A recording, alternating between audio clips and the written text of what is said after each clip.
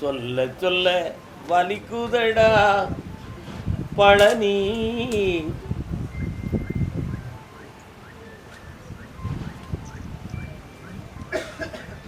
என்ன சத்தம்? எந்த ஊரில் போகுது? இன்னொருத்தர காலில் விட்டுவாங்க பாருன்ட்டு வரும். ரொம்ப காலமாக உங்களை நான் வேண்டிக்கிட்டு இருக்கேன். எந்த ஒரு தமாசுக்கும் இடம் கொடுக்காம நீயே தஞ்சம்னு நான் வாழ்ந்துக்கிட்டு இருக்கேன். நீ நினச்சா ஒரு அசைப்பை அசைச்சிட்டா போதும், நான் குபேரனாக வாழ்ந்துருவேன்.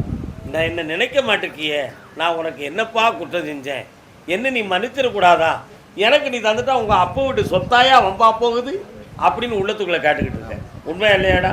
நான் எப்படி விவரமாக ஏசுதான் பார்த்தியா? என்ன ஆலோசனை மாட்டுங்க, சட்டம் இடம் கொடுக்க மாட்டேங்கலாம். எதுக்கு? சரி, நேற்று இரவு நான் உத்தரவு கேட்கும் பொழுது யூடியூப் ஆஃப் பண்ண சொல்லி மதுரை மாநகர் மருதை குருதை மதுரையா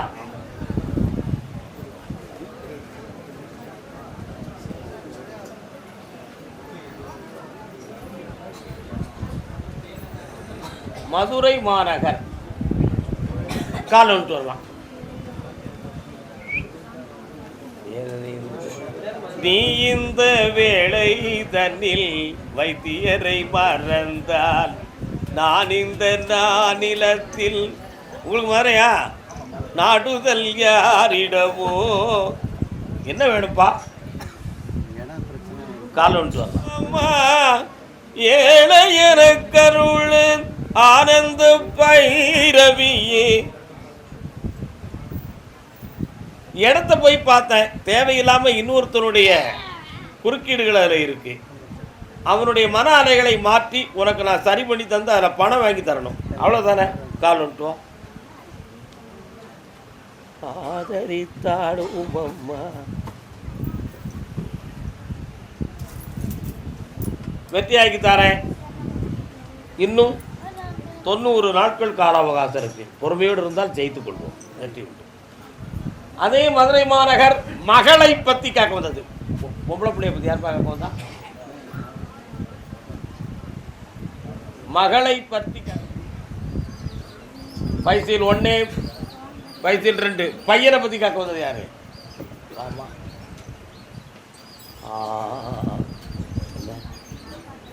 வீட்டுக்குள்ளையா? அப்படியா? கேட்டு பார்ப்போம். என்னமா இருக்கு மகளை பத்தியா? உன் வீட்டுக்குள்ள படையல் போட்டு கும்பிட்டீங்களா? எதுக்கு? இறந்து போயிட்டாளா? அதுக்கா? கால் வந்துட்டோம்.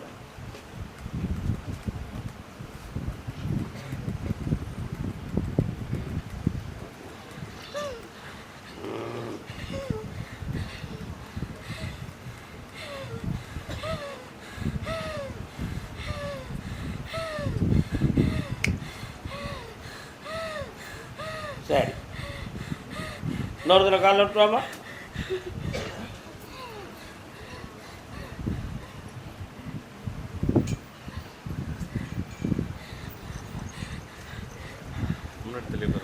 இப்போ மகனுக்கு என்னம்மா அவசியம்?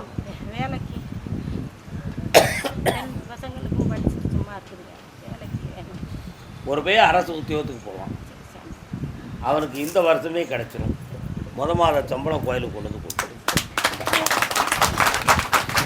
நல்லாரு கும்பிட்ட ஆத்மாவும் உனக்கு துணையாகத்தான் இருக்குது. நல்லா கும்பிடு, நல்லா இருக்கு, கொடுப்போம். அப்படியா? அப்படியா? கேட்டு பார்க்குறேன். மதுரை மாநகர் வழக்கு சம்பந்தமாக மன வருத்தம் யாருக்கு? வழக்கு, நீதிமன்ற வழக்கு யாருக்குப்பா? என்னம்மா வழக்கு?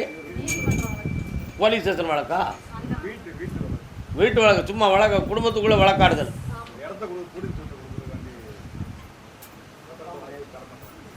கொஞ்சம் அது ஒரு வழக்கா இருக்கு. வாங்க,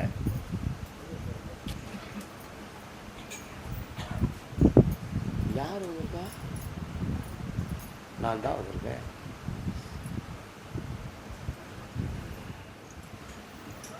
அழகர் மலைக்கு போனீங்களா?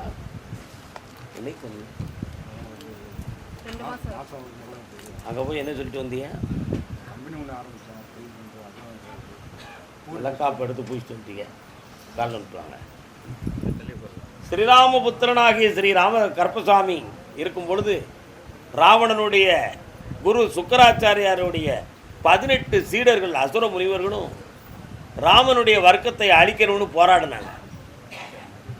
அப்படி போராடி தீய சக்திகளை அங்கே அனுப்பும் பொழுது அதை முதல் ஆட்சியாக செய்து கொண்டிருக்கிற கருப்பசாமிக்கு தெரிந்து ஸ்ரீமன் நாராயணன்ட்ட வேண்டி இந்த அறத்துக்கு மாறாக தவம் இருக்கக்கூடியவர்களை அழிக்க வேண்டும் என்று சொல்லி தென் திசையை நோக்கி புறப்பட்டு வந்து முதல்ல இறங்கின இடம் எந்த இடம்? அதுதான் அழகர் மலை இடம். அசுரர்களை அழிக்க வேண்டும் என்பதற்காக நாராயணனை ஸ்ரீராமனாக எனக்கு வர வேண்டும் என்று கேட்டார். ஸ்ரீராமனாக வர முடியாதப்பா, ஆயுதம் தாங்காமல் அழகான சொரூபத்தோட வருவேன், உனக்கு துணையாக இருப்பேன் என்று சொல்லி தன் மகனுக்கு கருப்பசாமிக்கு துணையாக வந்து பாசறை போட்டு மலையின் அடிவாரத்தில் இருந்தார். அழகு என்பதுக்கு தமிழில் சுந்தரம் என்பது பொருள். அம்பெருமான் நாராயணனாகிய பெருமாளே வந்து அழகன் சொரூபத்தில் வந்ததனால் அவருக்கு பேர் சுந்தர ராஜ பெருமாள். அங்கே இருக்கவருக்கு பேர் என்ன பேர்? சுந்தர ராஜ பெருமாள். அங்கிருந்து கருப்பசாமி தென் திசையை நோக்கி பொதிகை மலையில் 3 அசுர முனிவர்களை அடித்து கொண்டு வந்து அழகர் மலை அடிவாரத்தில் போட்டார். அப்படி சதுரகிரியில் 7 பேர்களை அடித்து கொண்டு வந்து போட்டார். கொல்லிமலை, இப்படி 6 விதமான மலைகளிலிருந்து 18 அசுர முனிவர்களையும் அடித்து கொண்டு வந்து போட்டு அதுக்கு மேலே ஏறி உட்கார்ந்து தவம் செய்தான். அவங்களுடைய தீய சக்திகள் ஓங்கக்கூடாது என்பதற்காக அந்த 18 அசுர முனிவர்களையும் கீழே போட்டு மேலே ஏறி உட்கார்ந்து படி போல இருந்ததனால் அவருக்கு பெயர் 18ஆம் படி கருப்பசாமி. கருப்பசாமிக்கு மூத்தவன் யார்? ஸ்ரீராமனுடைய மகன் லவன். அந்த லவன் தான் தர்மசாஸ்தாவாக அவதாரம் செய்தான். அந்த தர்மசாஸ்தா தான் ஐயப்பனாக பிறந்தார். அந்த ஐயப்பன் இருக்கும் இடத்திலும் தர்மசாஸ்தா இருக்கும் இடத்திலும் எப்பொழுதுமே என் தம்பி எனக்கு முன்னணியாக இருக்க வேண்டும் என்பதற்காக கருப்பசாமியை முதல் இடத்துல வச்சாங்க. அதனால தான் நான் இருக்கிற இடத்துல இந்த 18 அசுர முனிவர்களுடைய சக்தி வரக்கூடாது என்பதற்காக 18 முனிவர்களுடைய ஆத்ம சக்தியையும் எடுத்து கொண்டு போய் 18 படிகளாக்கி முன்காவல் பின்காவலாக வைத்து 18 படிகளாக்கி சபரிமலையில் தர்மசாஸ்தாக அவதாரம் செய்தார். இதுதான் என்னுடைய சரித்திரம். அப்படிப்பட்ட மலையில் போய் நீங்கள் கும்பிட்டு, கருப்பசாமி உன்னை சாட்சியாக வச்சு புதுமையாக ஒரு தொழில் ஆரம்பிக்கிறேன், எனக்கு எந்த நஷ்டமும் வந்துடக்கூடாது, வேதனை வந்துடக்கூடாது என்று நினைத்து நீங்கள் கும்பிட்டுட்டீங்க. அதனால் உங்களுக்கு பரிந்து கேட்கின்ற புண்ணிய வரத்தை கொடுக்குறேன். என்ன வேணும் உங்களுக்கு? நான் நடத்தி தாரேன், அடைத்ததை திறந்து தாரேன். அந்த ஒன்று மட்டும் கொஞ்சம் கோர்ட்டு வர போகத்தான் செய்யும், மாற்றித்தாரேன். கருப்பசாமிக்கு இந்தாடா கும்பலை முன்னால் வாரியே அப்படி ரைட்டா ஒன் மூலமாகவே இந்த குடும்பம் நடக்கட்டும், வெற்றியாக நடக்கட்டும், கம்பெனியும் நடக்கும், சொத்தும் கிடைக்கும். நல்லா இருந்த மக்களை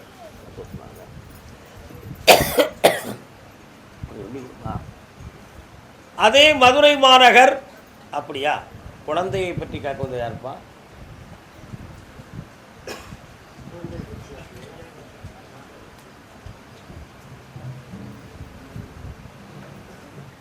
ஒரு பகுதி கவர்மெண்ட்ல இருக்க, அதை போய் பார்த்தேன். இப்போ வரக்கூடிய செலக்ஷனில் உனக்கு அந்த போஸ்டிங் போட்டுருந்தா போதுமா? அதுக்கு முன்னால் உன் மேலே எதுவும் எப்பயர் இருந்தால் என்னடா செய்ய? சரி, கால் வந்துட்டுவா. ஒரு வார்த்தையை சொன்னோம்னா அதுக்குள்ள 1000 அர்த்தம் இருக்கும். செய்திடலாமா? போட முடியுமா? எங்கே போடலாம்? சரி சரி, இந்த உனக்கு முதல் உத்தியோகம் திருச்சி எல்லையில் கிடைக்கும், சப் இன்ஸ்பெக்டர் போச்சு. சந்தோஷம். கருப்பசாமி அறந்தாங்கி, அறந்தாங்கி மறந்தாங்கி இல்லை அறந்தாங்கி, அறந்தாங்கி யார்ப்பா? பைசில் 1 என்னமா? பைசில் 2 குடிச்சு படுத்தானா? போய் தொழில் பார்க்கலாம். இந்தியாவிலும் ஒரு பிஸ்னஸ் ஆரம்பித்துக் கொள்ளலாம். அதுக்கு வேண்டிய சக்தியும் அதுக்கு வேண்டிய பாக்கியமும் கிடைக்கும். பிள்ளை ஆம்பளை பிள்ளை பிறக்கும். என்ன பேர் வைப்பேன்? என் வீட்டுக்காரர் தான் சொல்லணும்னு நினைப்பலாம். நீ என்னடா பேர் வைப்ப? Very good. கருப்பண்ணன் IASன்னு போட்டு வைடா. வெற்றிகரமாக நடத்தி தாரேன். இன்னும் 2 வீடுகள் உனக்கு கட்டித்தாரேன். ஐஸ்வர்யமாக இருப்பாய், புண்ணியம் அடைவாய். இந்த மகள் உனக்கு மனைவியாக கிடைச்சது, நீ பாக்கியவானாக இருக்கிறாய். அதே போல பிள்ளைக்கு சமமாக இவ தங்கையை நீ பார்க்கணுங்கிற ஒரு பாக்கியம் உனக்கு கொடுக்கப்பட்டது. அவளை கட்டி கொடுத்து வாழ வைப்பதற்கு உன்னுடைய மன உதவி தேவைப்படுகிறது. என்ன உதவி? பண உதவி இல்லடா, மன உதவி தேவைப்படுகிறது. அந்த மன உதவியை நீ செய்துவிட்டால் உனக்கும் புண்ணியம், அவள் வாழ்வுக்கும் புண்ணியம். ஆனால் அவளுக்கு அரசு வேலையும் கிடைக்கும், அவள் உடல்நிலையும் நல்லாகும், திருமண வாழ்க்கையும் புரிதமாகும். கவலைக்கு இடமில்லை. இவனுக்கு இவன் நினைக்கிற வேலை கிடைச்சிரும், இந்த குடும்பத்தை கட்டி காப்பான். லண்டன் மாநகரை பற்றி ஒரு எண்ணம் ஓடுகிறதே, அது ஏன்? என்ன லண்டனை பற்றி பேசுத நீ? சொல்லு.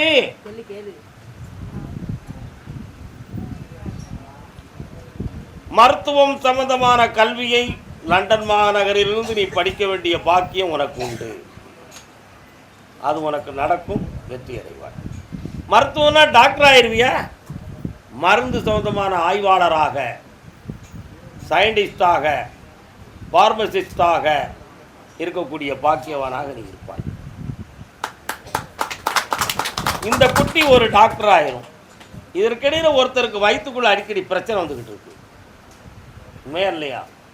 அதை சரியாக்கிறதுக்கு வேண்டிய ட்ரீட்மெண்ட்டை எடுத்துக்காங்க, சரியாகும். வேற என்ன வேணும்?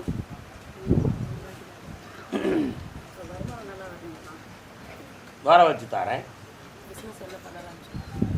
என்ன பிஸ்னஸ்? 3 பிஸ்னஸ் செலக்ட் பண்ணியிருக்கீங்க, பண்ணி கொடுவோம். தைரியமாக இருக்க அப்பா.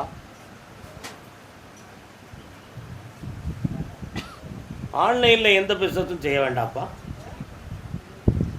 அதில் உங்களுக்கு லாபமும் கிடைக்காது, நம்முடைய பணம் இழக்கப்படும். வேறு என்ன தொழில் பார்க்கறதுக்கு முடிவு எடுத்திருக்கீங்க?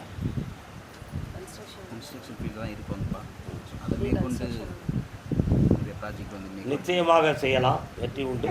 ஒரு ஸ்டேஷனரி கடையும் வச்சுக்கலாம். கண்டிப்பாக பண்ணக்கூடாது, பொறுப்பு நான் கிடையாது. வண்டி வாகனங்களுக்கு டாக்குமெண்ட்டை வாங்கிக்கிட்டு ஃபைனான்ஸ் பண்ணுறேன்னு நான் ஒத்துக்கிறேன். சும்மா பணத்தை கொடுத்துட்டு என்னத்தையும் எழுதி வாங்குவதாக தான் நான் ஒத்துக்கிட மாட்டேன். வண்டி வாகனங்களுக்கு ஃபைனான்ஸ் பண்ணு, செம்மையாக நடக்கும். பணம் அதைத்தான் வர வைக்கிறேன். நடத்திச்சா நல்லா இருக்குப்பா. எனக்கு வெற்றி மாலை வேணுங்கப்பா. மாலை வேணும், அவ்வளோதானடா, வாங்கிடுவோம். வாகரசாமி வரேங்க. மாலை நிப்பாட்டிருவோம். ஏன் பயப்படுது? அச்ச கச்ச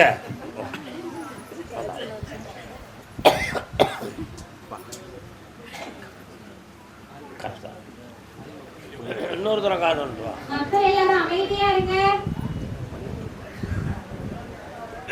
ஒரு டீ தான்.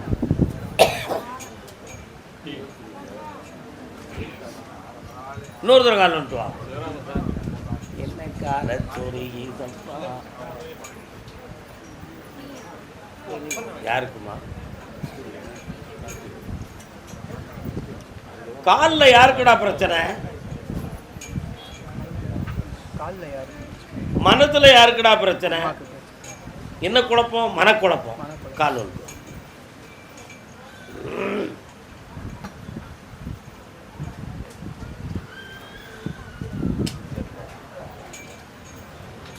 உன்னுடைய கட்டுமனைக்கு நான் போய் பார்த்தேன்.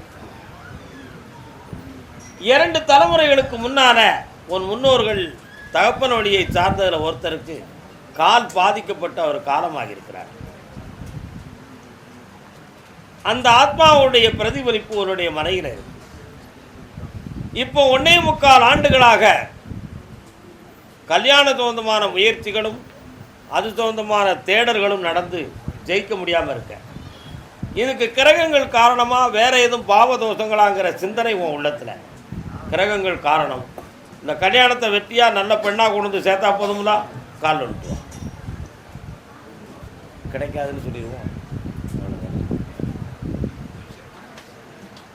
நாகர்கோவில் எல்லைக்குள்ள பெண்ணு கிடைக்காதுடா. நெல்லை மாவட்டம், சென்னை 2 இடத்துல உனக்கு பொண்ணு இருக்கு. தேடி வர வைக்கிறேன். ஆவணிக்குள்ள திருமணத்தை நடத்தி வைக்கிறேன். வெற்றியார் மகன்.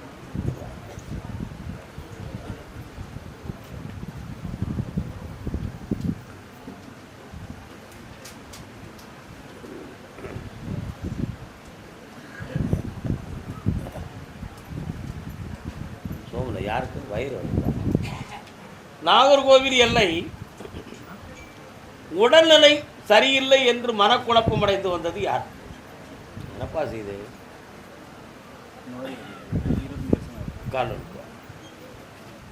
அலோபதியின் எல்லா மருந்தும் உன் உடம்புக்குள்ள கிடக்கு.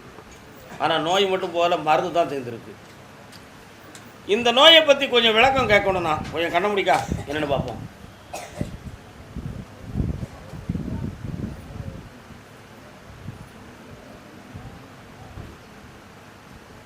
கால் ஒன்று வரலாம்.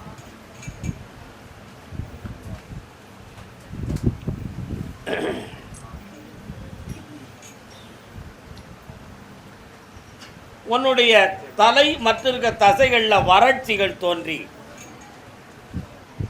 முடி கொட்டுதலும் நடு உச்சி ஸ்தானத்தில் தோலில் நிறம் மாற்றமும் ஏற்படும்.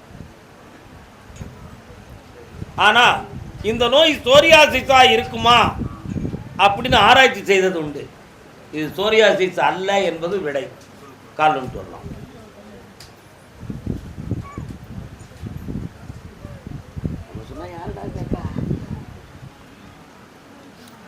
அதனால இந்த நோயை தீர்க்க முடியுமா? முடியாதது ஒன்றுமில்லை. அருணகிரிநாத சாமிக்கு குஷ்டரோகம் வந்துருச்சு. இனி இந்த உலகத்தில் ஏன் வாழணும்னு சொல்லி திருவண்ணாமலையிலிருந்து கீழே விழுந்தார். முருகப்பெருமான் தாங்கி பிடித்து விட்டார். என்னை பிடிப்பதற்கு நீ யாரப்பான்னு கேட்டார். முருகன் தாப்பா உன்னை காப்பாற்றிருக்க. நான் 1000 பாவம் செய்தவனாச்சே, என்னை காப்பாற்ற வேண்டுமா சுவாமின்னு கேட்டார். 1000 காக்கை கூடி இருந்தாலும் ஒரு கல்லை எரிந்து விட்டால் நிற்குமா? அந்த கல்லை போல் உன்னை காக்க வந்தேன் மகனே. நீ என் திருப்புகளை இந்த உலகமெல்லாம் பாட வேண்டி இருக்கிறது, ஏன் தயங்குகிறாய் என்று கேட்டார். உடனே அருணகிரிநாதருக்கு மனம் தெளிந்து ஒரு கேள்வி, சும்மா இரு சொல்லற என்று ஒரு வார்த்தையை முருகன் சொன்னார். சும்மா இரு சொல் அற அப்படி என்ன அர்த்தம்? வாயே பேசாம என்னையை மட்டும் நினைத்து கொண்டு சும்மா இருப்பா, நீ சரியாயிருவேண்டார்.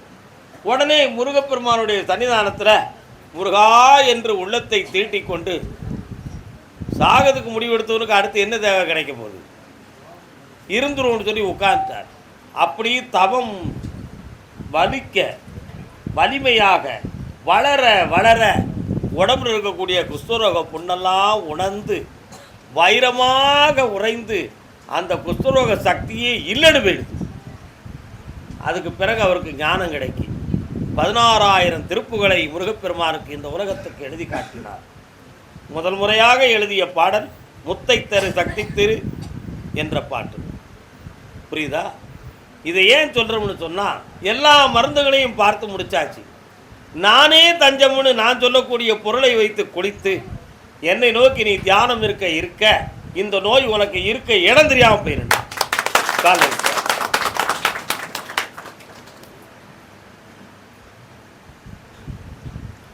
கர்மசாமிக்கு நெல் இந்த கனியை தேய்ச்சி குளிச்சுக்காம இல்லை, என்னைய தியானம் பண்ணிக்கா, எல்லாம் நல்லா நடக்கும். வீட்டம்மா எங்கே இருக்கா? அவளுக்கு என்ன பிரச்சனை? நோய் தான். குணமாக்கி தரேன், நல்லா வேலை போட்டில் போய் பண்ணி தருவோம். அடுத்து கருப்பசாமி, கணவன் மனைவி வெளிநாட்டுக்கு போன கருப்பசாமி, உங்களை பார்த்துட்டு போயிடலாமான்னு வந்தேன் அப்படின்னு புருஷனும் முன்னாடி வந்திருக்காங்களா? யாரப்பா அது? வெளிநாட்டுக்கு போகணுமாடா? எப்போ போகணும்? போகிறதுக்கு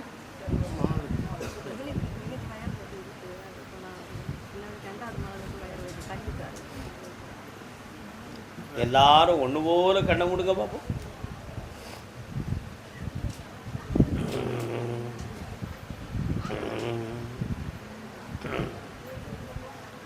யூரின் கடுக்குத, என்ன விஷயம்?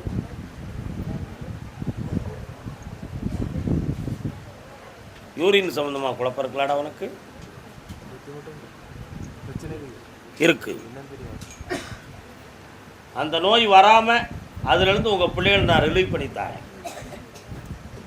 என்ன, அறுவை சிகிச்சை இல்லாமல் அதை கரைத்து கொடுக்குறேன். கவலைப்படாமல் இரு. உனக்கு வெளிநாட்டுக்கு போகக்கூடிய பண வசதியிலேருந்து எல்லாம் பண்ணித்தாரேன். இப்போ இருக்கக்கூடிய கடனை திக்கிறதுக்கு வழிவகுத்து தாரேன். கால் வந்துட்டு வரலாம். கருப்பசாமிக்கு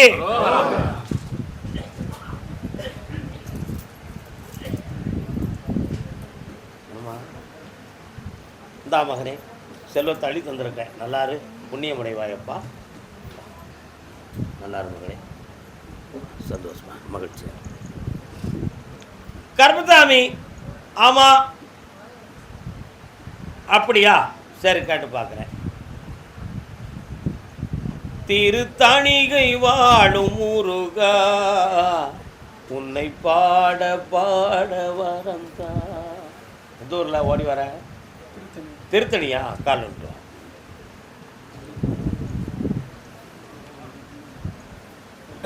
இன்னும் 2 தடவை விட்டு ஆதரப்பட்டிருக்கிய. கால் விட்டு வரலாம்.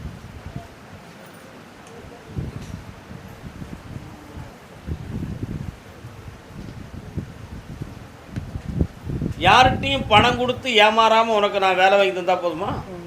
தாயாரை பற்றி ஒரு மனக்குழப்பம் இருக்கிறதே, என்னப்பா விஷயம்?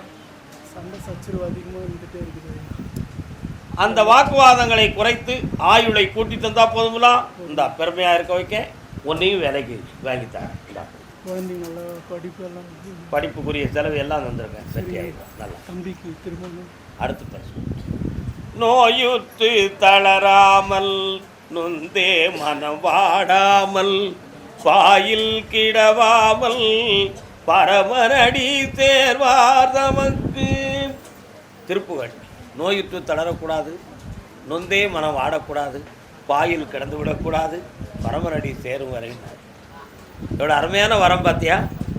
நல்ல வரமா? வரலாம்.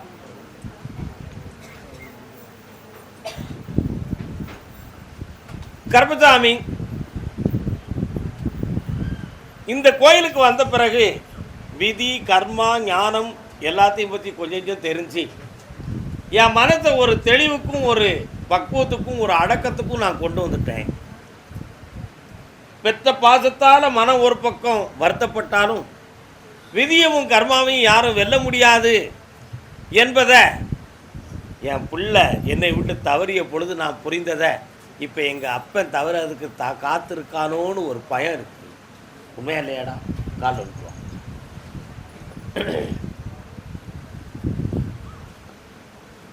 அதனால் மரணத்தின் தன்மை எப்படிப்பட்டது என்பதை மனது அறிந்து அதை உணர்ந்து பக்குவப்பட்டு மரமரத்து விட்டது. வரலாம். என் தாப்ப இப்போ உடல்நிலை சரியில்லாமல் இருக்கான, நீண்ட காலம் பாயில் கிடந்து இழுபட்டு எதுவும் வேதனை நடந்துருமா? அப்படி இல்லை ஈசனே, இழுபடாத அளவுக்கு எதுவும் முக்தி கிடைச்சிருமா? அல்லது குணமாகி எந்திரிச்சு தத்தி நடந்துருவாரா? இதுக்கு ஒரு முடிவை நீ தான் எடுத்துக்கணும். என்னைய வேதனைப்படுத்திடாதப்பான்னு ஒரு மன வருத்தம் இருக்கு. அதுக்கு நான் கேட்டேன் ஒரே ஒரு கேள்வி. கருப்பசாமி, இப்படி ஒரு நிலைமை ஏற்பட்டுருச்ச, அதுக்கு என்னப்பா காரணம்னு கேட்டேன். காரணம் விதி என்பதாகும். அதற்கு முடிவு என்னன்னு கேட்டேன். புரட்டாசி மாதம் 20ஆம் தேதி வரை அவனை பற்றி கேட்காமல் அமைதியாக பிரார்த்தனை மட்டும் செய்து கொள். அந்த விதியினுடைய விளையாட்டு அதுவரை வேகம் இருக்குன்னு கணக்கு வந்துருச்சு. அதனால் புரட்டாசி 20ஆம் தேதி வரை சிவனையும் என்னையும் துதித்து உன் தந்தைக்கு என்னுடைய ஆசீர்வாதத்தை கொடுப்போம், வெற்றி அடைவார். கால் ஒன்று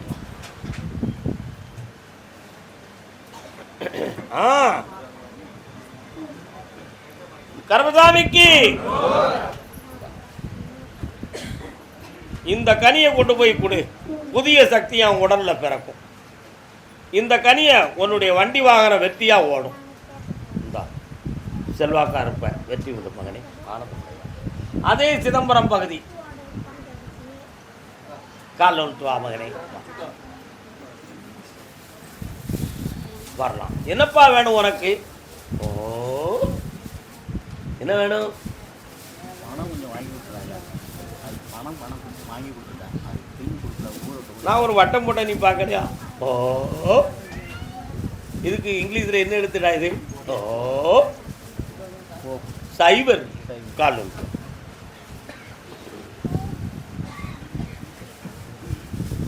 அந்த பணத்தை வாங்கி தர முடியுமா? முடியும். ஆளை கொண்டு வந்து உன் கண்ணு முன்னால காட்டுறேன், பணத்தையும் வாங்கி தரேன், ஜெயிச்சு கொடுக்குறேன். இந்தா வகையா நாளைக்கு போயிட்டு வாங்க. நல்லா திருவண்ணாமலைக்கு அரோகரா. திருவண்ணாமலை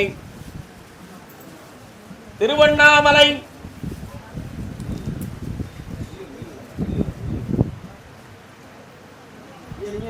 திருவண்ணாமலை. ஏன் பிறந்தாய் மகனே, ஏன் பிறந்தாயோ, இல்லை ஒரு பிள்ளை என்று ஏங்குவோர் பலர் இருக்க, இங்கு வந்து ஏன் பிறந்தாய் செல்வ மகனே. குடிகார பெயரை பெற்று மனவேதனை அடைந்து நொந்து வந்த மகன், கைகால்கள் விளங்காத கால் ஒன்று சொல்லலாம்ப்பா.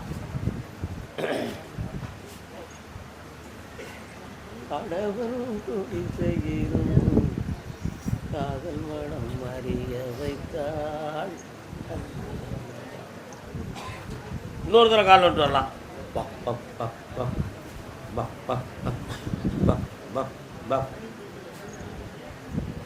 காதலிலும் பெருமை இல்லை, கண்களுக்கும் இன்பமில்லை, கடமையில் ஈன்றெடுத்தாள் உன்னையடா. உன் மகனை போய் பார்த்தேன். கர்மசாமி மதுவில் மயங்கி கிடக்கிறானே, அவன் மனம் திருந்தி என்னோடு வந்து இணைவானா? என் மனைவியினுடைய மனநிலைகளும் சரியில்லாமல் இருக்க ஆறுதல் எனக்கு இல்லையே. என் சொத்து மட்டும் வேணுங்கிறாங்க, என் சுகத்தை பற்றி கவலைப்படலையே. இந்த குடும்பம் ஒன்று சேர்ந்து வாழக்கூடிய நிலைமை நடக்குமா நடக்காதா என்ற வேதனை உன் உள்ளத்தில். கால் ஒன்று வரலாம்.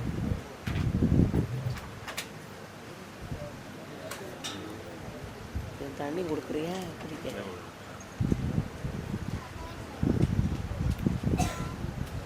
எவ்வளோ நேரம் இருந்து தெரிவிட்டு நினைப்பாரு.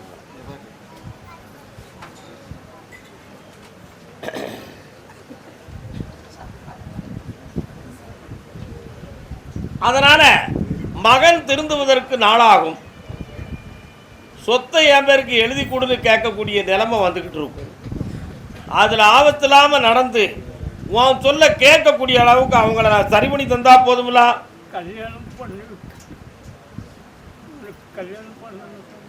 அவன் பண்ணதுக்கு விரும்பலையே, அவன் வேற மாதிரிலாம் பண்ணிக்கிட்டு இருக்கான்.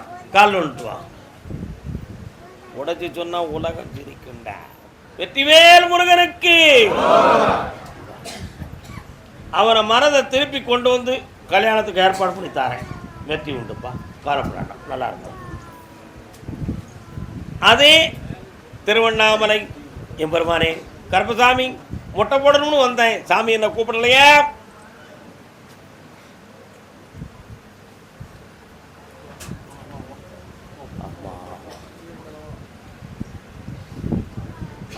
பையன் கால் வந்துட்டு வா.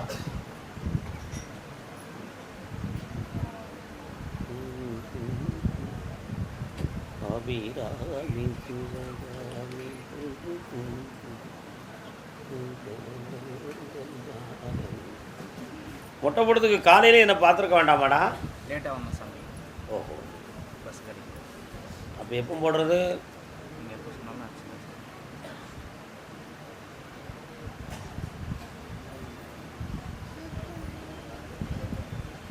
சரி, இன்னொரு தடவை காலில் வந்துட்டு வா.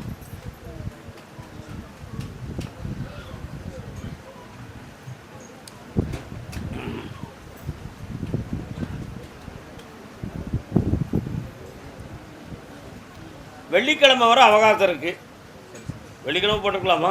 போட்டு போயிட்டு எப்படி வந்துடுவேன்? போய் நான் வாங்க இங்கேயே கூட தாங்க சார். ம், இங்கே கூட இருக்கு. இங்கே இருந்துக்கிறதையா? ஓகே.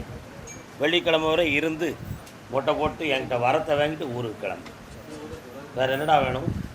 அன்னைக்கு சொன்னோம்ல அது கொடுங்க. அது வந்து எதனால் கிடைக்கும்? எதுடா? கம்ப்யூட்டர் லாட்ரி யூஸ் பண்ணுவோம். கம்ப்யூட்டர் லாட்ரி நடி பிடித்தா பொறுமையாக மொட்டை போட்டு கொடுங்க. வாங்க. அதாவது சீட்டு காசு வரியாமா விரயமாகாமல் காப்பாற்றுறேன். பொறுமையாக வெற்றி அடைவாள்.